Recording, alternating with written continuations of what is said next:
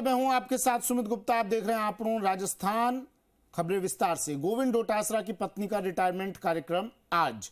अब दिलावर के विभाग में मातहत कर्मचारी नहीं डोटासरा। शिक्षा विभाग की सेवाओं से वीआरएस ले लिया है गोविंद डोटासरा की पत्नी सुनीता डोटासरा का वीआरएस। गोविंद डोटासरा पूर्व तो मदन दिलावर वर्तमान शिक्षा मंत्री। पिछले कुछ दिनों से दोनों में थोड़े खट्टे मीठे रिश्ते नजर आए। जयपुर से सीकर तक अब डोटासरा को लेकर दिलावर के बयान भी नजर आए। कभी रीट परीक्षा तो कभी विभाग को लेकर ये बयानबाजियां हुई।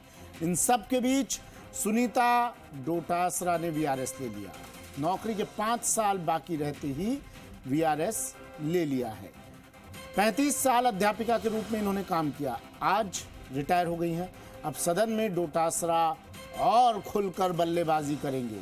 कल भी दिलावर को घेरने में कांग्रेस मुखर दिखी थी। शशि मोहन शर्मा ब्यूरो चीफ हमारे साथ फोन लाइन पर जुड़ गए हैं। शशि, सदन में और खुलकर बल्लेबाजी करेंगे गोविंद सिंह डोटासरा। क्या पहले उनकी इस बल्लेबाजी पर इस काम का कोई असर दिख रहा था क्या? उनकी धर्म पत्नी के पेशे का कोई असर दिख रहा था क्या? तुम्हें कोई बहुत ज्यादा ऐसा तो असर नहीं दिख रहा था ना उनके काम पर ना बयान पर, लेकिन फिर भी कभी कभी आदमी एक हल्के से मानसिक दबाव में रहता है कि कहीं परिवार के किसी व्यक्ति को परेशान ना किया जाए। खासतौर से अगर पत्नी ही सरकारी नौकरी में है, उनकी पत्नी अध्यापिका के रूप में थी, तो उन्हें परेशान ना किया जाए, इस चीज की आशंका कभी कभी मन में आ जाती है।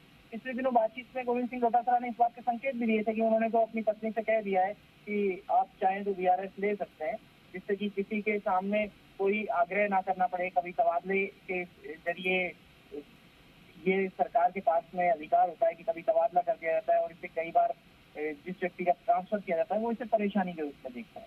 तो पिछले दिनों हमने देखा कि मदन दिलावर गोविंद डोटासरा के घर भी गए, उनसे शिष्टाचार भेंट भी हुई, क्योंकि वो पूर्ववर्ती शिक्षा मंत्री रहे हैं।